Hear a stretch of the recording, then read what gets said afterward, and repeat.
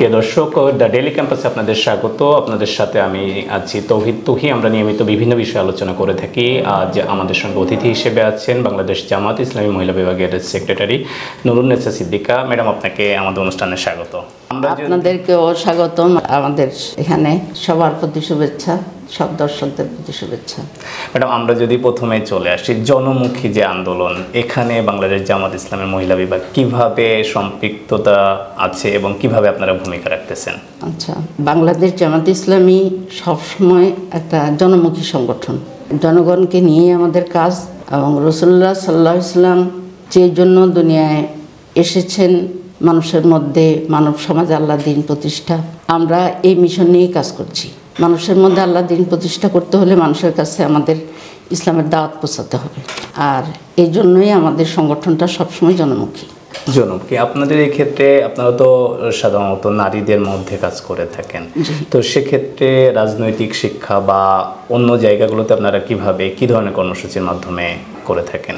আচ্ছা, আপনি যদি চিন্তা করে দেখেন এবং ইসলামের সঠিক শিক্ষা যদি আমরা পাই, তাহলে দেখা যাবে যে ইসলামে ধর্ম, রাজনীতি, সমাজনীতি কিছুই আলাদা নয়, সবটাই হলো ইসলাম। অর্থাৎ ইসলামিক ওয়েতে জীবনের সমস্ত দিক বিভাগকে পরিচালনা করাই হলো আল্লাহর দ্বীনের লক্ষ্য, এবং নবী রাসূলুল্লাহ এই জন্যই দুনিয়া এসেছেন। তো কাজেই যদি ধর্মকে রাজনীতি থেকে আলাদা করা হয়, তাহলে সেটা ধর্ম থাকে না, ইসলাম থাকে না। এই কারণেই আমরা সবটা জীবনের সব দিক বিভাগ নিয়েই আমরা চাই জীবনকে পুনর্গঠন করতে, সমাজকে এবং রাষ্ট্রকে। ইসলামকে সামনে রেখে আপনারা ইসলামকে সামনে রেখে আমরা সমাজকে পুনর্গঠন করতে চান। এক্ষেত্রে রাজনীতি ইসলামের একটা পার্ট, আপনি যেটা বলছিলেন, নারীদেরকে রাজনীতিমুখী করতে, মানে আপনাদের কর্মসূচিগুলো কি? আচ্ছা, নারীদেরকে রাজনীতিমুখী আমাদের আলাদাভাবে করা লাগে না, কারণ যখন একজন ব্যক্তিকে আমরা ইসলামের দাওয়াত দিই, তখন তাকে আমরা সরাসরি কোরআনের দাওয়াত দিই, রাসূলের সুন্নাহর দাওয়াত দিই। কোরআনের এই দাওয়াত যখন তারা পায়, অর্থাৎ কোরআনকে তারা অর্থসহ যখন পড়ে, বুঝে পড়ে, তখন কোরআনের নির্দেশগুলো তাদের জীবনে তারা বাস্তবায়ন শুরু করে দেয়। এবং সেখানে রাজনীতি যদি মানব কল্যাণের জন্য হয়, তাহলে ইসলাম তো সেই মানব কল্যাণই চায়। সুতরাং আমরা তখন সেটা আমাদের নারীরা বুঝতে পারে, সাধারণ মহিলারা বুঝতে পারে যে আসলে কারো অকল্যাণ করা ইসলামে নিষিদ্ধ, কারো কল্যাণের দিকে আগানো হলো প্রত্যেক ইমানদারের দায়িত্ব। তো কাজেই আমরা রাজনীতির ময়দানটাকে খারাপ মানুষদের জন্য ছেড়ে দিব, আর আমরা ভালো মানুষরা ঘরে বসে থাকবো বা অথবা শুধু মসজিদে বসে তসবিহ পড়বো, এটার নাম তো ইসলাম না। এবং এইভাবে সমাজে কোনো ভালো কিছু হবে না। তো এইভাবে আমরা যখন নারীদের মধ্যে ইসলামের এই সেন্টিমেন্টটা তুলে ধরি এবং কোরআনের শিক্ষাটা তুলে ধরি, তখন অটোমেটিক তারা রাজনীতি সচেতন হয়। এবং সেই রাজনীতি হলো আমাদের সমাজের যে রাজনীতি প্রচলিত আছে, যেটা শুধু প্রতিশ্রুতি, কিন্তু আবার সেটা ওয়াদা করে ওয়াদা ভঙ্গ করা, ইলেকশনের আগে একরকম, ইলেকশনের পরে আরেক রকম চরিত্র, এই জিনিসগুলো থেকে আমাদের বেরিয়ে আসতে হবে। নারীদেরকে এই জিনিসগুলোই আমরা তাদের সামনে রাখি, আর এইভাবেই তারা আমাদের দাওয়াতটাকে গ্রহণ করছে, এবং খুব দ্রুতই মহিলাদের মধ্যে ইসলামের আলোটা ছড়িয়ে পড়তেছে। আপনি যেটা বলছিলেন খুব দ্রুত ছড়িয়ে পড়বে, আমরা যদি একটু বিচার করি, 5 আগস্ট 2024 গণ অভ্যুত্থানের মাধ্যমে আপনারা অনেক বেশি পাবলিকলি কাজ করার সুযোগ পেয়েছেন। ইতিপূর্বে আপনারা কাজ করেছেন ঘরোয়াভাবে, বিভিন্ন তালিমের মাধ্যমে, অনুষ্ঠানের মাধ্যমে। তো আপনাদের যে জনশক্তি, সেটা 5 তারিখের পরে বাড়ছে কিনা, বাড়লে এর হার কেমন? আসলে জনসমর্থন বেড়েছে, কিন্তু জনশক্তি যে 5 তারিখের পরে অনেক বেড়েছে এটা বলবো না। কারণ কি যে আমরা বিগত 16 বছরের স্বৈর শাসনে আমরা অনেক বেশি নির্যাতিত, নিষ্পেষিত হয়েছি, কিন্তু আমরা আমাদের দাওয়াতি কাজ বন্ধ করিনি, আমরা ইসলামের দাওয়াত দেওয়া বন্ধ করিনি। আমরা আমাদের কোরআন স্টাডি করা, হাদিস স্টাডি করা, স্টাডি সার্কেল করে বিভিন্ন বই পুস্তককে, সেটা শিক্ষাগুলোকে আমরা হজম করার চেষ্টা করেছি, এবং সেটা খুব ছোট ছোট বৈঠকের আকারে আমরা করেছি। এমনকি যে স্বৈর শাসকের রক্তচক্ষু উপেক্ষা করে আমরা 2 জন 3 জন 4 জন একসাথে চায়ের কাপ সামনে নিয়ে বসেও আমরা আমাদের এই স্টাডিগুলো আমরা করেছি। পারস্পরিক মত বিনিময় আমরা করেছি, এবং দেখা গেছে কোরআন ক্লাস, এটা সাধারণ মহিলাদের কাছে খুবই ফেভারিট একটা জিনিস, এবং খুবই হৃদয়ের আবেগের বিষয় যে কোরআনটাকে সহি করে শিখবে।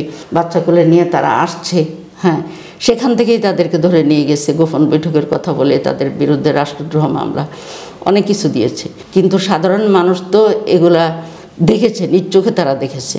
কাজেই এগুলা সরকারের বিপক্ষেই গেছে, পক্ষে যায়নি। তো এই জন্য আমাদের যে কর্মী সংখ্যা, রোপণ সংখ্যা বেড়েছে, কিন্তু গত এই 15-16 বছরেই বেড়েছে। এখন নতুন করে বিশেষভাবে বাড়তেছে তা না, কিন্তু সাপোর্ট এখন অনেক বেশি হচ্ছে। যেমন দুর্বল মনের যারা, তারা তো ওই যে একবার কিছু মহিলাকে ধরে নিয়ে গেলে তো বাকিরা তো পিছিয়ে যায়। কেউ মানে রিপোর্ট বই, নিজে রিপোর্ট রাখতো, সে রিপোর্ট বই ছিঁড়ে ফেলছে অথবা রিপোর্ট বই ফেলে দিছে। কিন্তু যারা বলিষ্ঠই মানে, তারা বলে এরা কি করবে, আমার বাসায় বই আছে, ইসলামের সাহিত্য আছে, ঠিক আছে, ইসলামের সাহিত্যগুলো আমি রেখে দেব। কারণ কি, যে পুলিশ যদি সে নিয়ে যায়, আল্লাহ ওদের কাউকে হয়তো হেদায়েত দিতে পারে। এই বই পড়ার মাধ্যমে, এই কোরআনে হাদিস পড়ার মাধ্যমে আল্লাহ ওদের কাউকে হেদায়েত দিতে পারে। আমি এটা বস্তায় ভরে আমি এটা ওয়াশরুমে কেন রাখবো? কারণ এটা তো প্রতি অপমান করা হয়। সুতরাং এখানে ইমানের বলিষ্ঠতা যাদের আছে তারা টিকে ছিল, আর ইমানের দুর্বলতা যাদের, তারা পিছিয়ে ছিল। কিন্তু এখন আমরা প্রকাশ্যে কাজ করার কারণে, প্রকাশ্যে কাজ করার সুযোগ পেয়েছি। 1 নম্বর হলো আমাদের মেন্টাল স্যাটিসফ্যাকশন, আমরা বড় সমাবেশে মহিলাদের মধ্যে কথা বলতে পারতেছি। আর দ্বিতীয় হলো যে যেহেতু এখন ভয় কেটে গেছে, সাধারণ মানুষ তাদের আসল সাপোর্টটা প্রকাশ করতেছে, এগিয়ে আসছে। জনসমর্থন বেড়েছে, জনশক্তি হারটা আগের মতোই আছে। আমরা যেটা জানতে পেরেছি, আপনাদের যদি রোপণ সংখ্যাতে আসে বা জনশক্তিতে আছে, প্রায় 45 থেকে 50%-এর কাছাকাছি মহিলা, পুরুষদের তুলনায়। এবং এমনও সংখ্যা মাঝে মধ্যে করা হচ্ছে যে পুরুষদের থেকে আপনারা এগিয়ে যাবেন অনেক বেশি। আমরা কোনো জেলায় আমাদের পুরুষ রোপণের চেয়ে মহিলা রোপণ বেশি। এটা সম্ভব হলো কিভাবে আসলে? আমরা যদি স্বাভাবিকভাবে দেখি যে সংগঠন, রাজনীতি এগুলোতে আসলে পুরুষ মানুষের অংশগ্রহণ বেশি থাকে, নারীদের কম থাকে তুলনামূলক। তো আপনাদের যে সংখ্যাটা, যে আপনারা পুরুষদেরকে ছাড়িয়ে যাচ্ছেন, আপনিও বলছেন যে বিভিন্ন জেলায় আপনারা ছাড়িয়ে গেছেন, আসলে মানে এখানে ম্যাজিকটা কি ছিল? এখানে ম্যাজিকটা কোরআনের ম্যাজিক, এবং মহিলাদের যে একটা নরম মন আছে, ওই সফট কর্নারে যখন আমরা নক করি, তখন আল্লাহ তাআলা তাদের হেদায়েতের দরজাটা উন্মুক্ত করে দেন, তাদের হৃদয়ের আবেগকে আরও বাড়িয়ে দেন। এটা আমাদের ক্রেডিট না, এটা হলো আল্লাহর কালামের ক্রেডিট আমি বলবো। আচ্ছা, এক্ষেত্রে কি আরেকটা বিষয়, যে নারীদের যেহেতু অধিকাংশ ক্ষেত্রে দেখা যায় যে কর্মজীবী নারীর সংখ্যা বাংলাদেশে খুব বেশি নয়, বিশেষ করে গ্রাম অঞ্চলে এটা সংখ্যা অনেক কম, সেক্ষেত্রে তাদের অনেক বেশি সময় আছে, আপনারা সেটা কনজিউম করে তাদেরকে তালিম দিতে পারছেন, এরকম কিছু?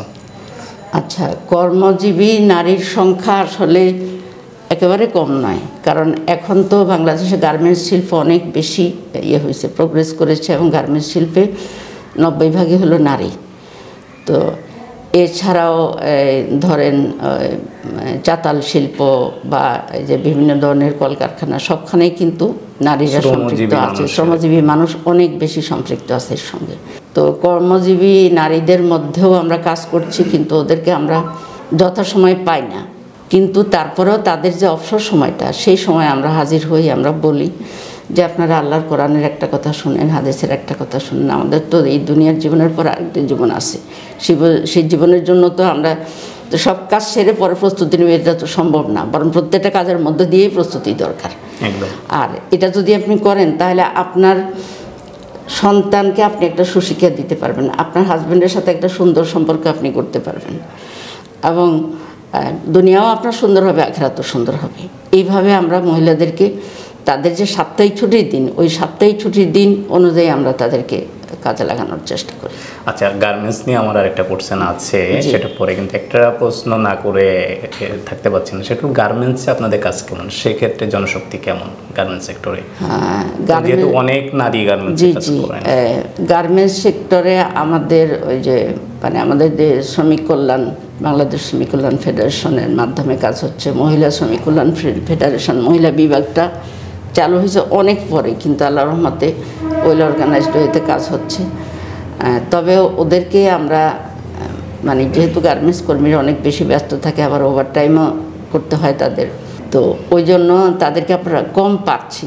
কিন্তু আমরা সেখানে ট্রেড ইউনিয়ন গঠনের চেষ্টা করছি, যেখানে আমরা কিছু গার্মেন্টস শ্রমিক পাচ্ছি, ট্রেড ইউনিয়ন গঠনের চেষ্টা করছি। এবং আমাদের মধ্যে এমন কিছু বোন আসছে যারা এক সময় অন্য দলে ছিল, এবং সেখানে তারা খুব অ্যাক্টিভ ভূমিকা পালন করছে। তারা যখন ইসলামী আন্দোলনে আসছে, তখন এখানেও তারা একইভাবে অ্যাক্টিভ ভূমিকা পালন করছেন, এবং তাদেরকে দিয়েই আমরা ট্রেড ইউনিয়ন গঠন করে মানে কাজ চলমান আছে। জি জি, শ্রমিকদের অধিকার আদায়ের জন্য আমরা কাজ সক্রিয় করে ভূমিকা যাচ্ছেন। পালন করছি আর কি।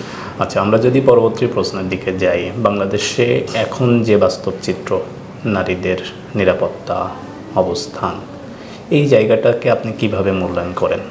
বাংলাদেশে এখন যে নারীদের অবস্থা, এটা কোনো মতে কাম্য নয়, বরং অবস্থাটা উত্তরণ হওয়া দরকার, অবস্থাটা আরও উন্নত হওয়া দরকার। প্রথমত, বাংলাদেশে নারীদের নিরাপত্তাহীনতা আছে। দ্বিতীয়ত, তাদের প্রতি বিভিন্ন ধরনের জুলুম, অর্থাৎ শক্তিমান দুর্বলের উপরে যে জুলুমটা করে, সেই জুলুমটা কিন্তু সমাজের সর্বস্তরে হচ্ছে এবং সেটা মহিলারা এটা শিকার। আর শিশুদের উপরে হচ্ছে, সব জায়গায় হচ্ছে। তো এই জিনিসগুলো তো কোনো মতে মেনে নেওয়া যায় না। এই অমানবিকতার বিরুদ্ধে এবং নারীদের মানে সত্যিকার অধিকার আদায়ের জন্য আমরা সবসময় সক্রিয় আছি। আমরা ঘরে বাইরে সবখানেই সক্রিয় আছি। ঘরেও আমরা আল্লাহর মেহেরবানিতে আমাদের যে ইসলামী আন্দোলনের স্বামী যাদের ঘরে আছে, সেখানে একটা শান্তি বিরাজ করছে এবং আমরা পরস্পরকে শ্রদ্ধা করছি। আবার যাদের হাজব্যান্ডরা ইসলামী আন্দোলনে নেই, তারা চেষ্টা করছে হাজব্যান্ডকে এদিকে আনতে। যখন এইদিকে আসে, ইসলামী আন্দোলনের দিকে আসে, তখন তাদের মধ্যে একটা পজিটিভ চেঞ্জ আসে। তো যাই হোক, আমরা এই নারীদের অধিকার আদায়ে আমরা সোচ্চার, সচেতন, এবং যতক্ষণ পর্যন্ত মানে যেই সরকারই আসুক না কেন, আমরা আসি বা যেই সরকারই আসুক না কেন, সেই সরকারের কাছে আমাদের সবসময় নারীদের বিষয়টা অগ্রাধিকার থাকবে আমাদের কাছে। আচ্ছা আচ্ছা। তো নারী নেতৃত্ব, আমরা নারী নেতৃত্বের কথা বলি, নারীর ক্ষমতায়নের কথা বলি, বিগত 15 বছর 17 বছর আমরা শুনেছি অনেক। কিন্তু প্রকৃতপক্ষে কি নারী নেতৃত্ব বা নারীরা সেই জায়গাটা পেয়েছে বলে আপনার মনে হয়? বা নারীর ক্ষমতায়ন যেটা বলা হয়, সেটা প্রকৃত অর্থে হয়েছে? আসলে নারী নেতৃত্ব আর নারীর ক্ষমতায়ন দুটো কিন্তু এক না। আমি এক না এই জন্য বলবো যে নারী নেতৃত্ব থাকলেই যে নারীরা খুব সুখে থাকবে, ভালো থাকবে, এমন না। বরং আমরা অধিকার আদায় করতে চাই এবং এই অধিকার আদায়ের আন্দোলনে আমরা নারীরা আছি। আর না, বাংলাদেশের বিগত অন্তত 20-25 বছর একজন নারীর অধীনে, 2জন নারীর অধীনে ছিল বাংলাদেশ। কিন্তু সেই সময় কি নারী নির্যাতন হয়নি? নারীরা কি অধিকার হারা হয়নি? সুতরাং নারী নেতৃত্ব থাকলেই যে নারীরা অধিকার পাবে এমন কথা না, বরং নারীদের প্রতি ইনসাফ করার মতো সেই ধরনের ইনসাফপরায়ণ লোক লাগবে, সে পুরুষ হোক বা নারী হোক। তো এই জন্য নারী নেতৃত্বের ব্যাপারে আমাদের কথাটা স্পষ্ট যে আমরা নারীদের অধিকার চাই, নারীদের মূল্যায়ন চাই, সম্মান চাই। আমরা মায়ের সম্মান, বোনের অধিকার, স্ত্রীর অধিকার, এগুলো আমরা চাই পারিবারিক ক্ষেত্রে এবং সামাজিক ক্ষেত্রে যেখানে যেখানে প্রযোজ্য। রাজনৈতিক অঙ্গনে নারীদেরকে আরও বেশি অংশগ্রহণ, রাজনৈতিক অঙ্গনে নারীদের অংশগ্রহণের বিষয়টা যে আসলে নারীদের প্রতিনিধিত্ব তো অবশ্যই থাকতে হবে। এটা আমার ব্যক্তিগত অভিমত যে নারীদের প্রতিনিধিত্ব নারীদের ভোটেই আসা উচিত। এখানে জাতীয় সংসদে মহিলা আসন আছে নামমাত্র 50টা সংরক্ষিত আসন, কিন্তু সেটা নামমাত্র। তো এটা কিন্তু নারীর যথার্থ প্রতিনিধিত্ব নয়।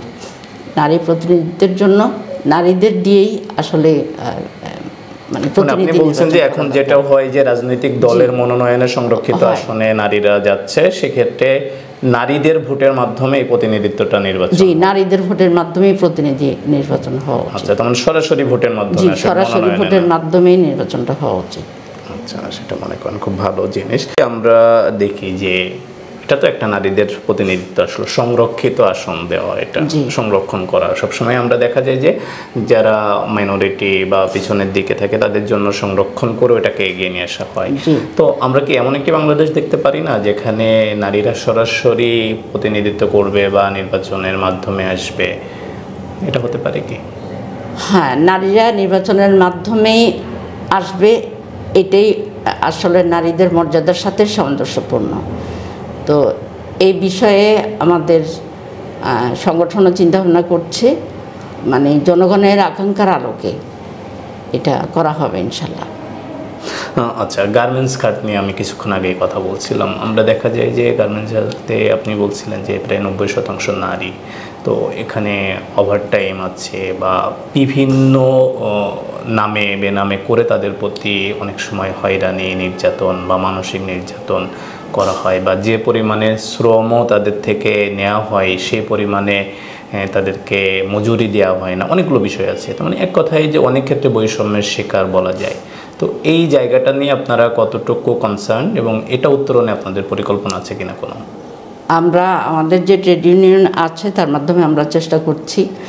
আসলে একটা পজিটিভ সরকার ব্যবস্থা হলে তার কাছে আমরা এই সমস্ত দাবিগুলো উত্থাপন করতে পারবো, এবং বিশেষ করে মজুরি বৈষম্য, নারীদের যে মাতৃত্বকালীন ছুটি এবং অন্যান্য মানে গার্মেন্টস শিল্পে আসলে মহিলাদের অবদানের উপরে গার্মেন্টস শিল্প দাঁড়িয়ে আছে, কিন্তু সে অনুযায়ী মহিলাদের মূল্যায়ন হচ্ছে না।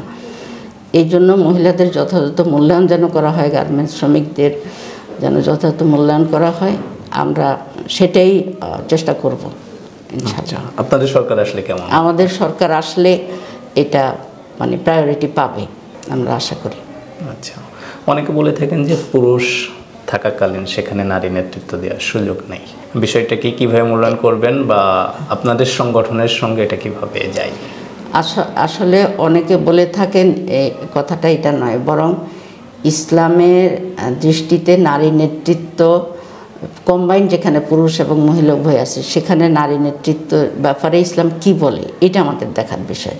আল্লাহর দেওয়া জীবন ব্যবস্থা হলো সবচেয়ে বেশি সামঞ্জস্যপূর্ণ এবং সবচেয়ে বেশি ইনসাফপূর্ণ।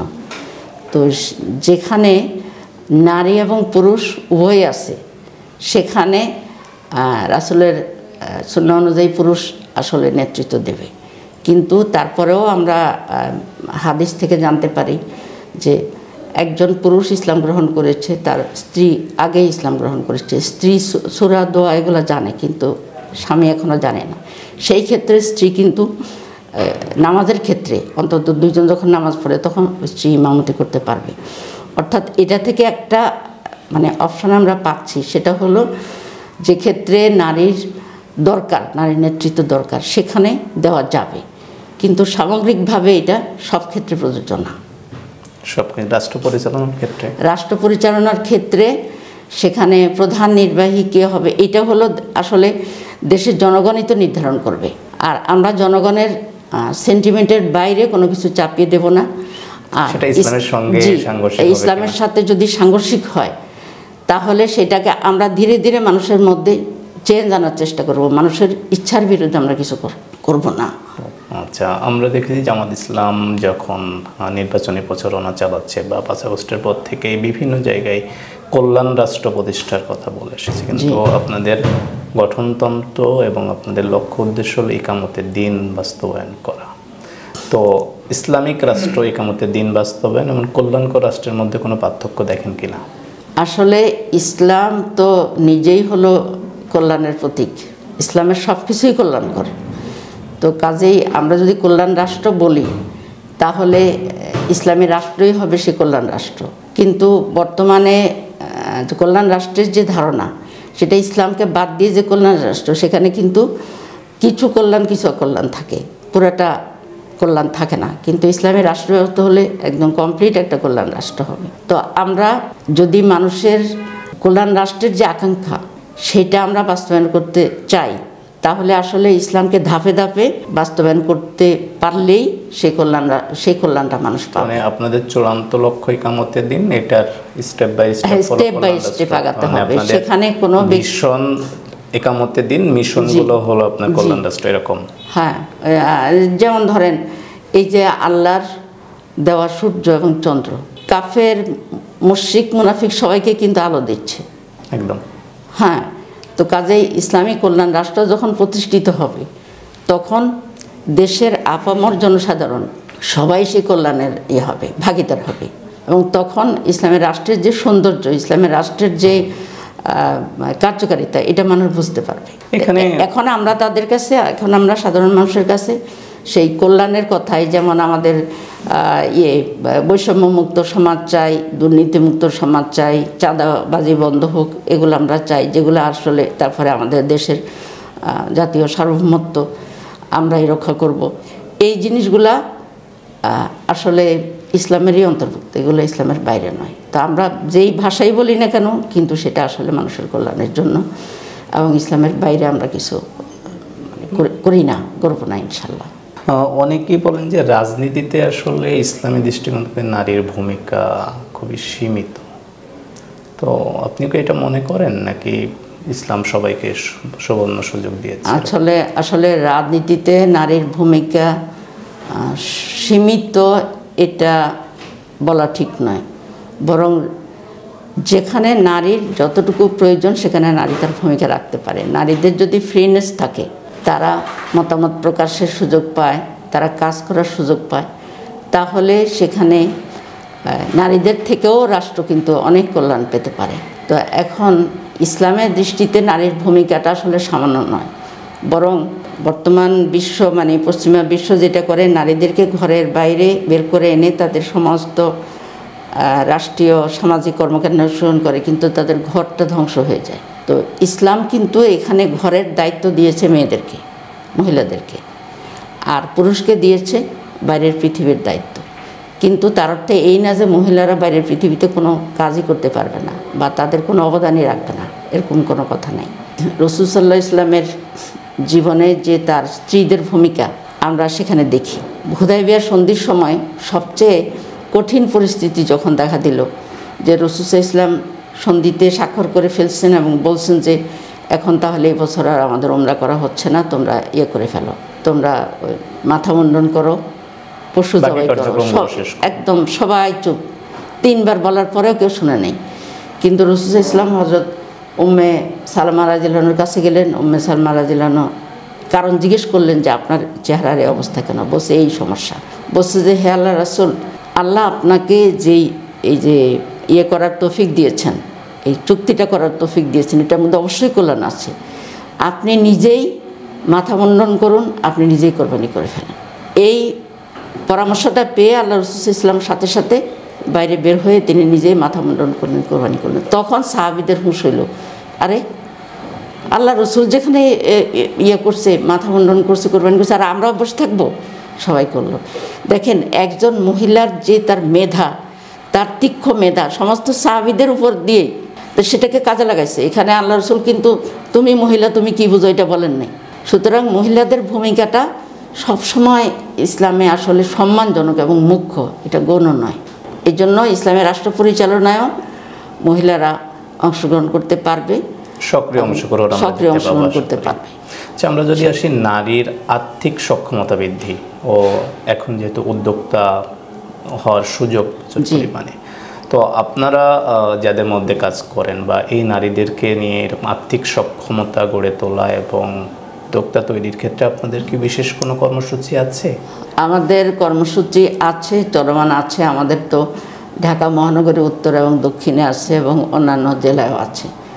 সেটা হলো আমরা এই উদ্যোক্তা তৈরির চেষ্টা বহুদিন যাবৎ আমরা করছি এবং আমাদের বেশ কিছু ভালো উদ্যোক্তা আছেন। এই 2025-এও তাদের হয়েছে, উদ্যোক্তা সমাবেশ হয়েছে, তার আগের বছরও হয়েছে, এটা চলছে।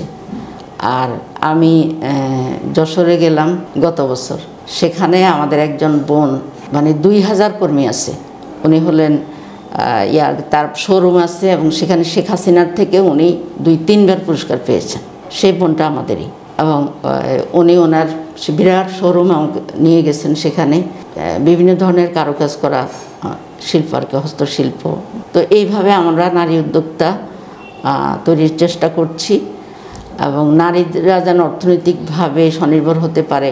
প্রথমত নিজের হাত খরচাটা যেন ম্যানেজ করতে পারে, দ্বিতীয়ত হাজব্যান্ডকে, পরিবারকে একটু সহযোগিতা করতে পারে।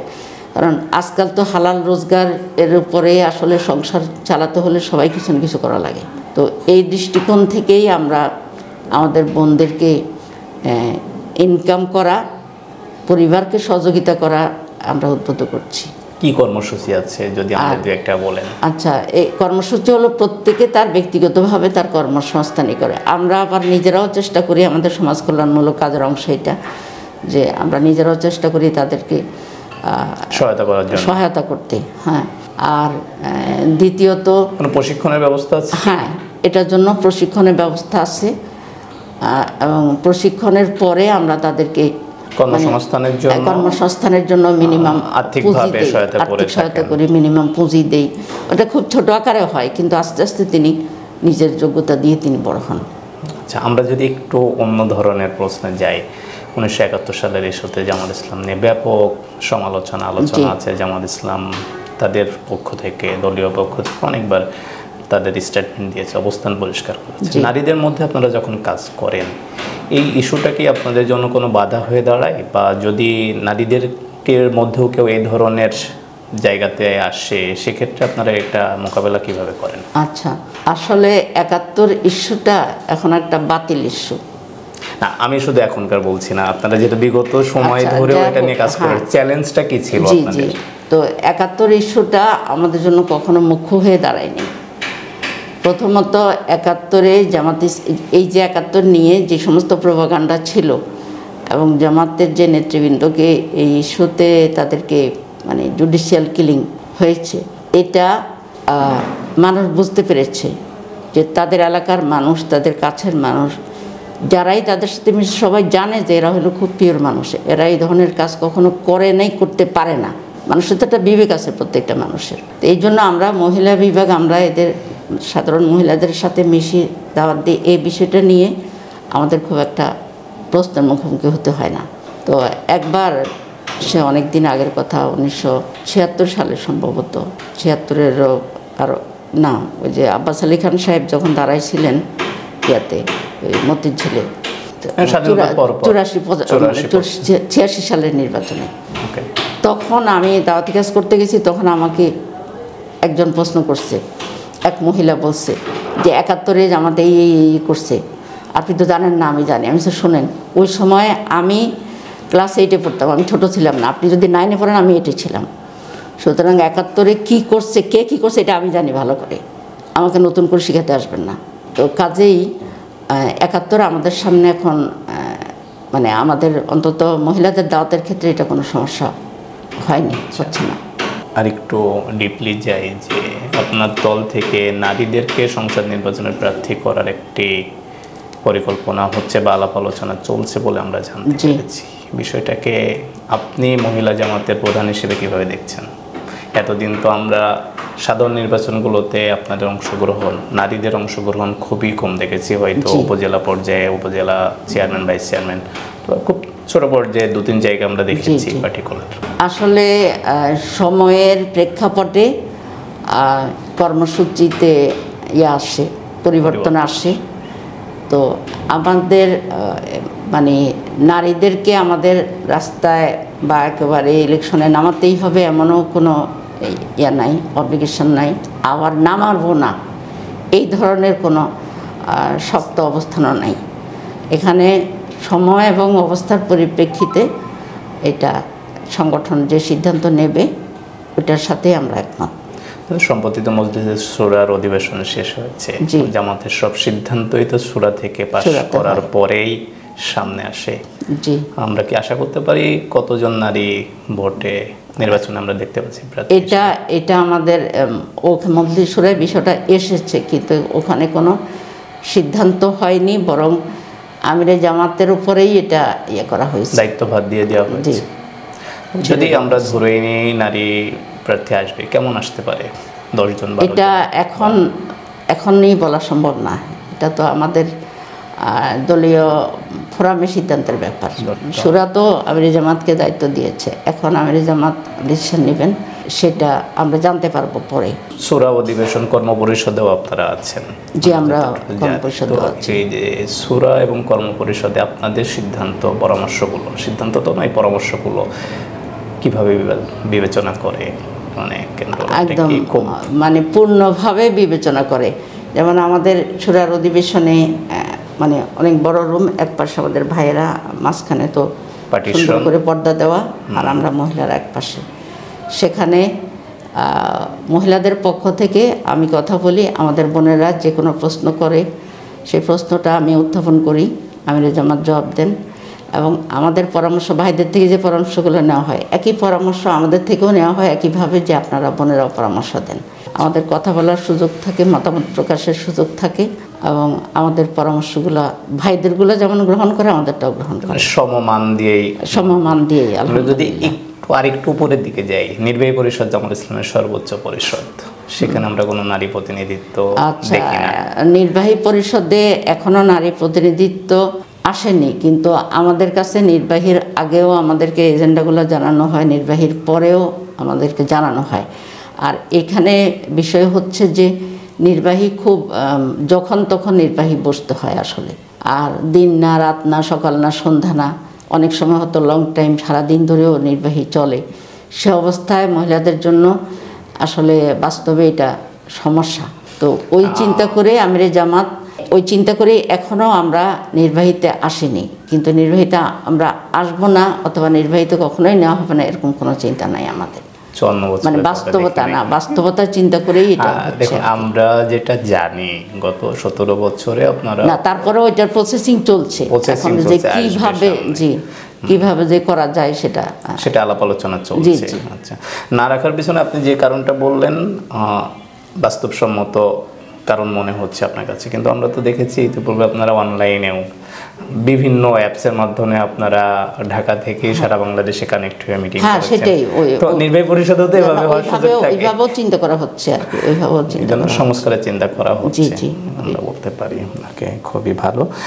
আমরা যদি একটু দেখি যে বাংলাদেশে যদি আপনারা জামাত ইসলাম রাষ্ট্র ক্ষমতায় আসে, সেক্ষেত্রে রাষ্ট্রের মডেল কি হবে নারীদের জন্য, যেমন তুর্কি, তিউনিসিয়া বা এরকম কিনা? যে কারণ হিজাব, নেকাব এগুলো নিয়ে অনেক বিতর্ক আছে, পর্দা।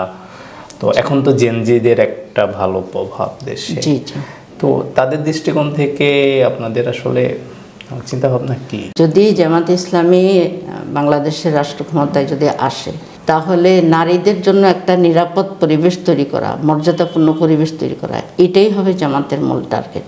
এই যে হিজাব ফোবিয়া, এটা তো আসলে ওয়েস্টার্ন কান্ট্রির মানে ওইটা একটা স্লোগান, এটার মধ্যে দিয়ে তারা আসলে মানে ইসলামের বিরুদ্ধে মহিলাদেরকে করতে চাচ্ছে, মানে বিরক্ত করতে চাচ্ছে, ইসলামের উপরে যেন বিরক্ত হয়। ইসলামে কিন্তু লা ইকরাহা ফিদ্দিন, কোনো দিনে জবরদস্তি নেই। ফামাই ইয়াকফুর বিত্তাগুতি মিন বিল্লাহ, যে ব্যক্তি তাগুতকে অস্বীকার করবে এবং আল্লাহর উপরে ঈমান আনবে, ফাকাদ ইসতামসাকা বিল উরওয়াতিল উসকা, সে একটা শক্ত রজ্জু ধারণ করবে। তো এখানে একদম পরিপূর্ণ স্বাধীনতা রয়েছে যে কে হিজাব পরবে, কে হিজাব পরবে না, এবং পোশাকে ন্যূনতম শালীনতা প্রত্যেকটা মানে ধর্মের মানুষই এই পোশাকের ন্যূনতম শালীনতাটা বজায় রাখে। ওইটুকু শালীনতা বজায় রাখলেই হবে। এরপরে যে চাইবে হিজাব পরবে, যে চাইবে ইসলাম গ্রহণ করবে, ইসলামকে জানবে, এগিয়ে আসবে, এখানে কারো উপরে কিছু চাপানো হবে না। আরেকটা যদি আমি আরো খোলাখুলি বলি, অনেকে মুখ ঢাকাটাকে বেশি ফেভার করে, অনেকে মুখ না ঢেকে হিজাব পরাটাকে, নেকাব আর হিজাব বিতর্ক। মানে জামাত ইসলামের কোনো অবস্থান আছে কিনা? জামাত ইসলাম কোনটাকে প্রেফার করে? এখানে জামাত ইসলামের আলাদা কোনো অবস্থান নেই, তবে আমরা যারা রুকন আমরা সাধারণত নিকাব দেই। এটা কি আপনাদের দলীয় নির্দেশনা? বা দলীয় নির্দেশনা নয়, এটা হলো আমাদের তাকওয়ার চিন্তা করেই আমরা দেই, নেকাবটা দেই। কিন্তু কেউ যদি নেকাব না দেয় তাহলে সে একেবারে রুকন হইতেও পারবে না, রুকন থাকতে পারবে না, এমন কোনো কথা নেই। আমরা যদি আরেকটা দেখি যে আপনাদের সমালোচনা আছে প্রচুর, যেটা হলো যে বিভিন্ন জায়গায় দেশের আপনারা যখন হামলার শিকার, নির্যাতনের শিকার বা কটূক্তির শিকার হন, সেক্ষেত্রে প্রতিক্রিয়া জানাতে আপনাদের কেমন একটা অনীহা দেখা যায়। মানে অনেক সমালোচনার পরে 24 ঘন্টা 48 ঘন্টা পেরিয়ে গেলে একটা প্রতিক্রিয়া আসে বলে অভিযোগ হয়েছে। সম্প্রতি আপনাদের প্যানেল থেকে নির্বাচিত বিভিন্ন ছাত্র সংসদের নেত্রীরাও বিষয়টা নিয়ে কথা বলেছেন। তো বিষয়টা কি আপনি কিভাবে দেখতেছেন? আচ্ছা, আসলে প্রতিক্রিয়া তো মনে করেন এই কাজগুলা যারা করছে তারা কিন্তু চিহ্নিত ব্যক্তি এবং চিহ্নিত দলের। আর আমরা চাই যে বিভিন্ন দলের মধ্যে সংঘাত না বাঁধুক, অন্তত পক্ষে সবার মধ্যে একটা সুসম্পর্ক বজায় থাকুক। এই জন্য স্থানীয়ভাবেই প্রতিবাদটা করা হয়, সব প্রতিবাদই সরাসরি কেন্দ্র থেকে করা হয় না। আর শুধু প্রতিবাদের মধ্য দিয়ে কিন্তু সমাধান হয় না, এখানে সরকারি পদক্ষেপ নেওয়া লাগে। আপনাদের জনশক্তি বা আপনাদের যারা সমর্থন করে তাদের তো একটা বড় আশা যে কেন্দ্র থেকেও এটার বিরুদ্ধে যেমন আমরা যদি খুব ছোট করে বলি, রিসেন্ট ঘটনা, বিভিন্ন জায়গায় তালিম করতে যে আপনারা হয়রানির শিকার হয়েছেন, এটা দেখা গেছে 48 ঘন্টা পরে যে আপনারা প্রতিক্রিয়া জানিয়েছেন বিভিন্ন জায়গায় সমালোচনা হওয়ার পর। তো আপনাদের কি এটা আপনার জায়গা থেকে কি মনে হয়, দায়িত্বশীল জায়গা থেকে, যে এটা আরো আগে আপনাদের জায়গা থেকে একটা মেসেজ দেওয়া উচিত ছিল না? আসলে আমরা মানে প্রতিবাদ জানাচ্ছি না তা না, আগে হোক পরে হোক প্রতিবাদ জানাচ্ছি। এখন প্রত্যেকটা বিষয় যদি আমরা শুধু প্রতিবাদ দিতেই থাকি তাহলে এই প্রতিবাদটা একদম বাস্তবে যেটা মানে কার্যকর করা, এই কার্যকর করার তো পরিবেশ থাকে না। কার্যকর করতে হলে কি হয়, তা আমাদের লোকদেরকে লাগাই দিতে হবে মারামারি করার জন্য, কিন্তু আমরা সেটাতে যেতে চাই না, এটা সমাধান না। এই জন্য আমরা নিয়মতান্ত্রিক পন্থায় একদিকে সরকারের কাছে, সরকারের স্বরাষ্ট্র মন্ত্রণালয়ে প্রতিবাদ জানানো, অথবা পুলিশের কাছে, অথবা স্থানীয় যে থানা সেখানে আমরা জানাচ্ছি। আর সবচেয়ে বিষয় হলো যে এবার আমার সুরার অধিবেশনে আমাদের বোনেরা আসছেন, বললেন যে আমাদের বোনেরা এখন এতটা প্রতিবাদ মুখর হয়েছে যে ওরা ফিরে যেতে বাধ্য হয়, ওরা কোনো সমস্যা করার আগেই আমরা ওদেরকে তাড়াই দিই। মানে যেখানে প্রতিবাদ সেখানেই প্রতিরোধ, হ্যাঁ, যেখানেই তারা হামলা করবে সেখানেই প্রতিরোধ করবে আমাদের বোনেরা, এবং যার ফলে ওই সন্ত্রাসীরা সুযোগ পায় না।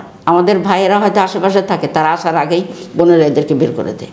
আচ্ছা আচ্ছা, খুবই একটি ব্যাপার যেটা আমরা কেউই চাই না যে সংঘাত হোক, তারপরেও এটা যে আপনাদের আত্মরক্ষার জায়গা থেকে আপনারা প্রতিক্রিয়া জানাবেন বা প্রতিরোধ করবেন। ধর্মনিরপেক্ষ নারীবাদী বিভিন্ন আন্দোলন বাংলাদেশে আছে, সারা বিশ্বেই আছে। তো এই আন্দোলন সম্পর্কে আসলে আপনাদের অবস্থানটা কি? কোনো অবস্থান আছে কি তাদের সাথে সমঝোতা বা তাদেরকে সহযোগিতা বা তাদেরকে আপনাদের দাওয়াত পৌঁছানোর, এই কার্যক্রমটা কেমন? আসলে ধর্মনিরপেক্ষ, ধর্মহীন, ইসলাম বিরোধী এইসব নারী আন্দোলন আছে, ওদের সাথে আমাদের যোগাযোগ ইদানিং হচ্ছে, যোগাযোগ হচ্ছে। বিভিন্ন ফোরামে আমরা তাদের সাথে মিট করতেছি, হয়তো একই ফোরামে আমাদেরকেও ডাকলো, তাদেরকেও ডাকলো, তখন তাদের সাথে আমাদের মত বিনিময়ের সুযোগ হয়, সৌজন্য সাক্ষাৎ হয়, এবং এই ক্ষেত্রে আমরা তাদেরকে কিন্তু পজিটিভ পাচ্ছি, আমাদের প্রতি পজিটিভ পাচ্ছি, এবং আমাদের সম্পর্কে তাদের যে নেগেটিভ ধারণা ছিল সেটা কেটে যাচ্ছে আস্তে আস্তে। তো এই জন্য আমরা মনে করি যে আমাদের ব্যক্তির চাইতে দলের চাইতে জাতীয় স্বার্থটা বড়। আমরা জাতীয় স্বার্থে যে সমস্ত পয়েন্টে এবং নারী জাতির স্বার্থে যে সমস্ত পয়েন্টে আমরা একমত হতে পারি, আমরা সেখানে একমত হব, এবং তাদের থেকে আমাদের দূরত্বটা কমে আসুক, এটা আমরা চাই। কিন্তু বেসিক পয়েন্টে নারীদেরকে পুরুষ বানিয়ে ফেলা, অথবা পুরুষের দায়িত্ব সব তার কাঁধে, মহিলার কাঁধে দিয়ে এরপরে তাকে মর্যাদা দেওয়া, এইসবের মানে আমরা অবশ্যই বিরোধিতা করি। কিন্তু মহিলাদের অধিকারের প্রশ্নে যে সমস্ত বেসিক দিকগুলো আছে এগুলোর ব্যাপারে আমরা তাদের সাথে একমত, এবং তাদের সাথে আমাদের যোগাযোগ হচ্ছে। ওকে, আমরা একদম শেষ দিকে চলে আসছি, 2-3টা প্রশ্ন আছে, আমরা শেষ করে দেব খুব দ্রুত। যেটা যে আমরা নির্বাচনকে কেন্দ্র করে দেখছি আপনাদের প্রার্থীরা বিভিন্ন জায়গায়, যেটা আপনি যেটা বললেন মজলিসে শুরা বা জামাত ইসলাম মহিলা জামাতের সঙ্গে যে প্রোগ্রামগুলো করে, আমাদের কাছে যে তথ্য আছে আপনারা একটা পর্দা টাঙিয়ে দিয়ে তারপরে কথা বলেন, এটা আপনাদের একটা রেওয়াজ বা নীতি। কিন্তু আমরা সম্প্রতি লক্ষ্য করেছি বিভিন্ন আসন কেন্দ্রিক আপনাদের যে নির্বাচনী সভা বা প্রচারণা, সেখানে পুরুষদের সঙ্গে এই ধরনের কোনো পর্দার ব্যবস্থা নেই। এমনকি আমরা যেটা জানি যে আপনাদের দলের নির্দেশনাও আছে নারীদের ছবি পাবলিকলি না নিয়ে আসার, বা আপনারা বিভিন্ন সোশ্যাল মিডিয়া অ্যাকাউন্টে যেগুলো ব্যবহার করেন সেখানেও নিজেদের ছবি সাধারণত আপনারা ব্যবহার করেন না। কিন্তু আমরা যেটা দেখছি যে রুট লেভেলে একদম তাদেরকে নিয়ে আপনি প্রোগ্রাম করছেন, একসঙ্গে পুরুষের সঙ্গে নারী, এবং সেই ছবিগুলো উঠিয়ে সোশ্যাল মিডিয়াতে প্রচার করছেন। বিষয়টি কি আপনি কিভাবে দেখবেন? আচ্ছা, এটা আমি তো আগেই বলেছি যে আসলে সময়ের প্রেক্ষাপটে পরিবর্তনশীল হয়, মানে অবস্থা পরিবর্তন হয়। তো যেমন ধরেন আমরা আমাদের দলীয় ফোরামে আমাদের রুকন সম্মেলন যখন হয় বা আমাদের যখন শুরার অধিবেশন হয়, তখন আমরা সবাই ইসলাম সম্পর্কে আমরা জানি, বুঝি, সচেতন। এই জন্য আমরা এখানে পর্দাটা মেনটেন করে আমরা খুব সহজে মানে স্বাচ্ছন্দ্য বোধ করি। আর এটা হলো পাবলিক প্লেস, পাবলিক প্লেসে যে পুরুষ মহিলাদের যদি আলাদা ব্যবস্থা করা হয় তাহলে কিন্তু মহিলারা তার যে প্রার্থী, এলাকার প্রার্থী, সে প্রার্থীকে তো দেখতে পাচ্ছে না। তার ফলে মানে মহিলাদের মধ্যে এক ধরনের আসলে নেগেটিভ অ্যাটিটিউড কাজ করবে। তো এই জন্য এখানে পাবলিক প্লেসে মহিলা পুরুষ উভয়ই থাকতেছে, কিন্তু মহিলারাও শালীনভাবে আসতেছে, পর্দা সহকারে আসতেছে। ইসলামের দৃষ্টিকোণ থেকে এটা সাংঘর্ষিক কিনা? ইসলামের দৃষ্টিকোণ থেকে আমি মনে করি এটা সাংঘর্ষিক না। কারণ কি যে সেখানে যতটা সম্ভব সেপারেটনেস বজায় রাখা হচ্ছে এবং যতটা সম্ভব সেখানে শালীনতা, ভদ্রতা বজায় রাখা হচ্ছে।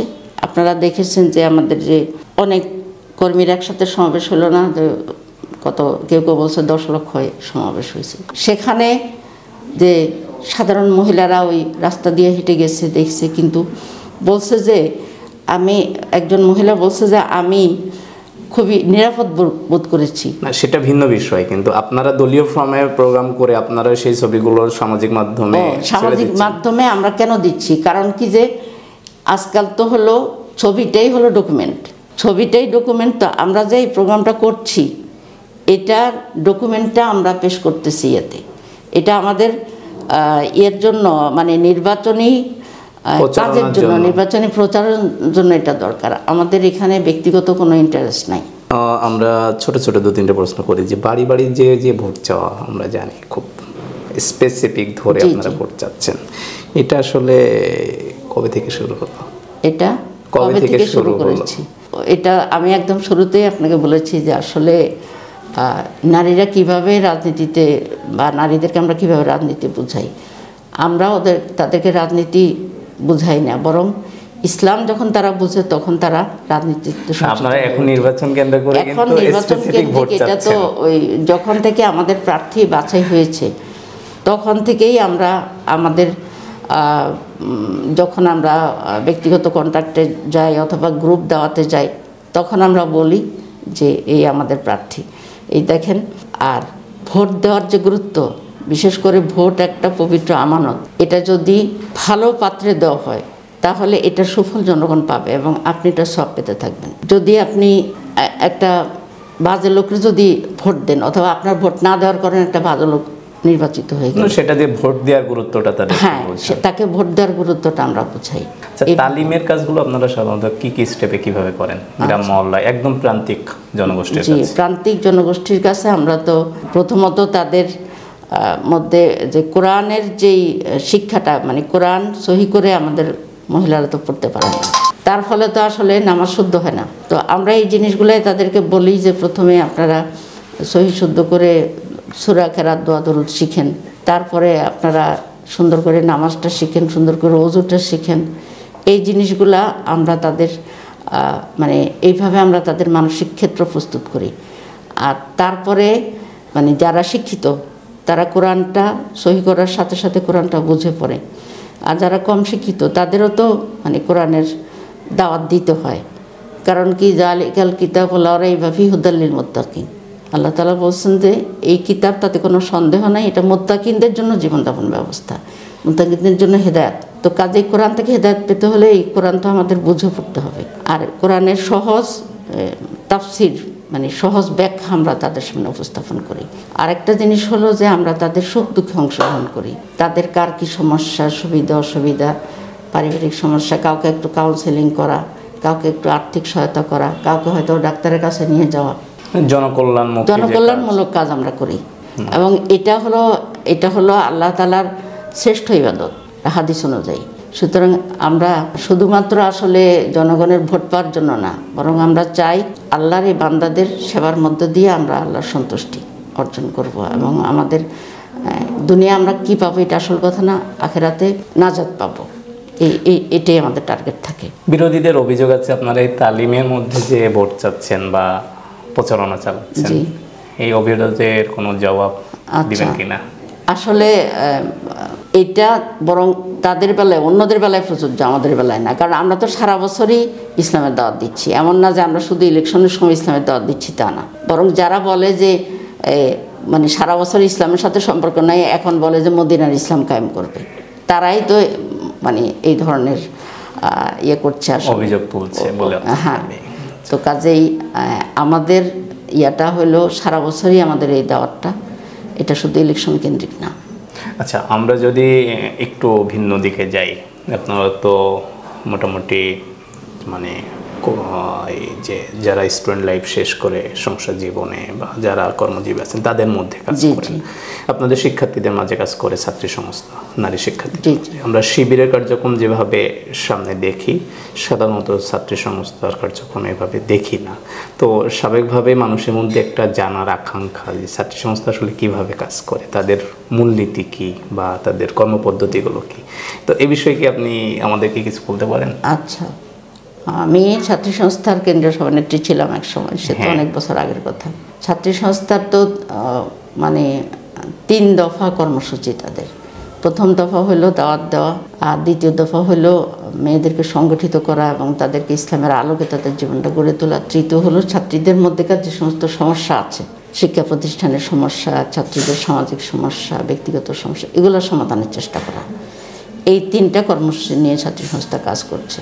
আপনি জানেন যে বিগত স্বৈরাচার আমলে যে ছাত্রী সংস্থা, শিবিরের মতো ছাত্রী সংস্থাও তাদের রোষের শিকার হয়েছে এবং এই নিরীহ মেয়েগুলোকে তারা কোরআন ক্লাস করছে, তারা মানে একটা বইয়ের উপরে পাঠচক্র করছে, জ্ঞান অর্জন করছে, সেখান থেকে তাদেরকে সেই মেয়েদেরকে ধরে নিয়ে যাওয়া হলো এবং ওদেরকে রিমান্ডে পর্যন্ত নেওয়া হয়েছে।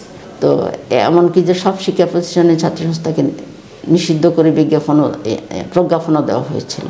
তো এখন ছাত্রী সংস্থা এই জন্য তারা বিকল্প নামে কাজ করতো, ছাত্রী সংস্থার নামে করতে পারতো না।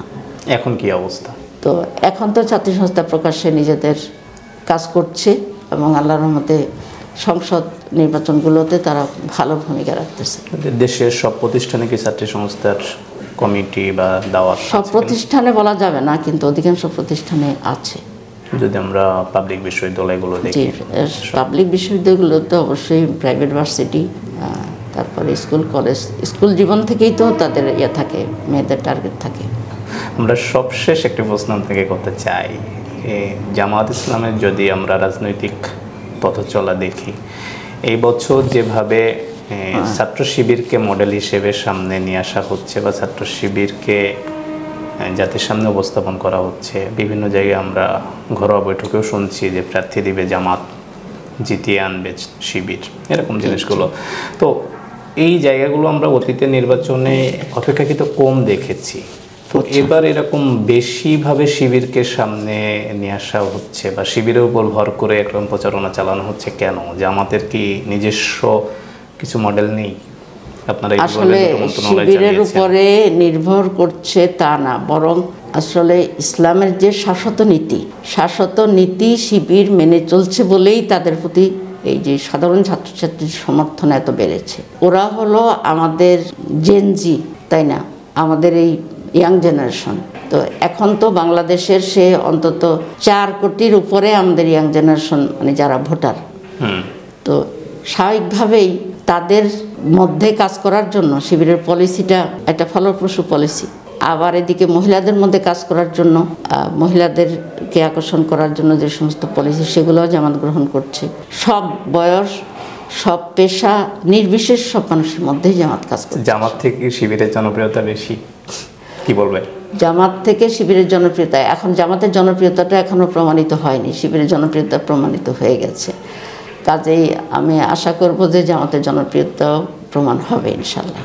আচ্ছা, আপনি দুটোর কোনটাকে বেশি বলতে চান? না, দুটোই সমান।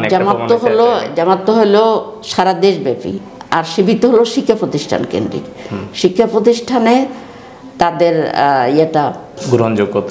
গ্রহণযোগ্যতাটা বেড়েছে এবং সাধারণ মানুষের মধ্যে জামাতের গ্রহণযোগ্যতা বাড়ছে এবং প্রতিদিনই বাড়ছে, আমরা আশা করতেছি। আমার এক সহকর্মী সবসময় আওয়ামী লীগেরই মানে পছন্দের আর কি, আওয়ামী লীগ ভক্ত। গতকাল আমাকে বলতেছিল যে ম্যাডাম এবার তো আসলে জামাতের দিকেই সবাই যাবে। আমি বলছি তুমি কোন দিকে যাবো? আমিও জামাতের দিকে যাব।